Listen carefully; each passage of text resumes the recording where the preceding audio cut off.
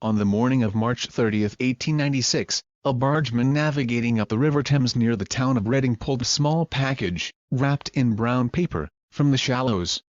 It held the tiny flannel-wrapped corpse of a baby girl, less than a year old. A length of white dressmaker's tape was bound tightly around the child's neck and her eyes were bulging, leading to the unmistakable conclusion that she had been murdered. In Britain at the time, finding an infant's corpse was nothing terribly unusual. There were hundreds each year. Some were thought to be stillborn, other victims of neglect or violence, but there was usually no way to find out who they were, where they came from, or how they died. But the body fished out of the Thames that morning was different, because it offered police a clue to the dead girl's killer, a few faded scribbled words that could be discerned on the soggy paper: Mrs. Thomas, 26 Pigott's Road, Lower Caversham, Reading. They were the alias and address for a woman who had made a 30-year career of murdering babies. Her real name was Amelia Dyer and she was what was euphemistically known as an angel maker. For a modest fee, Dyer took in babies whose mothers could not or would not care for them.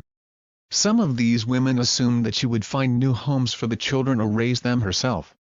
More often, though, the mothers disappeared, without a question or care about the fate of their inconvenient offspring. Dyer was born in 1838, the daughter of a shoemaker and his wife in a town near Bristol. Trained as a nurse and midwife, Dyer started helping women get rid of unwanted children in the mid-1860s. Although no one knows an exact figure, the estimate for the number of young lives she may have snuffed out is somewhere around 400. To this day, some speculate that Dyer and Jack the Ripper, her contemporary, were one and the same. Her trade was known as baby farming and it was a thriving business in the Victorian era, when having a child out of wedlock could lead to a life in the gutter. But married women with more mouths to feed than they could afford, widows, and mistresses of rich men also needed the help of an experienced baby farmer from time to time. Finding one was as easy as picking up a newspaper.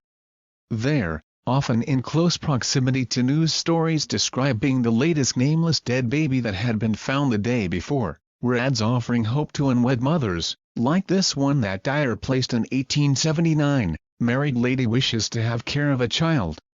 Would adopt one."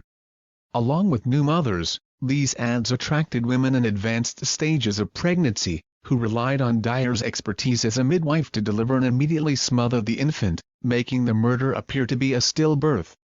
Early in her career, Dyer had agreed to foster children for a fee and then would starve them to death.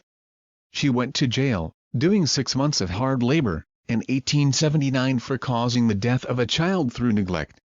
After her release, she tried another line of work, but before long, she was back placing want ads for babies.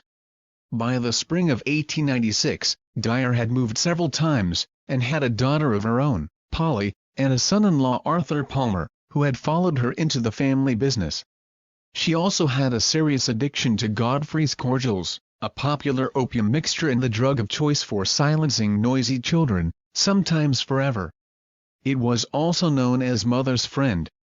The name and address on the package holding the dead girl who was pulled from the Thames eventually led police to Dyer's home. There, they were first struck by the overpowering smells of decay, as well as piles of receipts for baby wanted ads, health and adoption records, and pawn tickets for children's clothes. They also found the same white dressmaker's tape that had choked the life out of the tiny victim recovered from the river. The tape was Dyer's trademark. "That's how you can tell they were mine," she later admitted. On April 4, police arrested her for murder, charged her son-in-law as an accessory and set about dragging the Thames. They found 6 bodies, including 2, a boy and girl, who had been stuffed into a carpet bag and tossed in the river on April 2. These children were her last victims.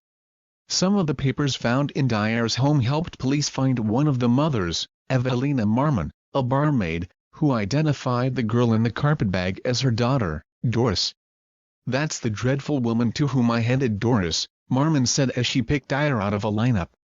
Dyer went on trial on May 22, for just one murder, that of Marmon.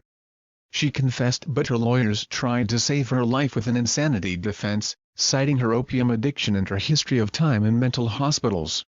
The jury took less than 5 minutes to declare her sane, guilty, and worthy of the ultimate penalty.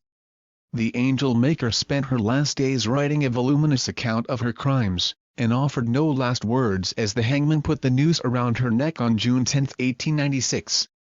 Thanks for watching Video for Kids. Don't forget to subscribe, like and share the mix if you enjoy it.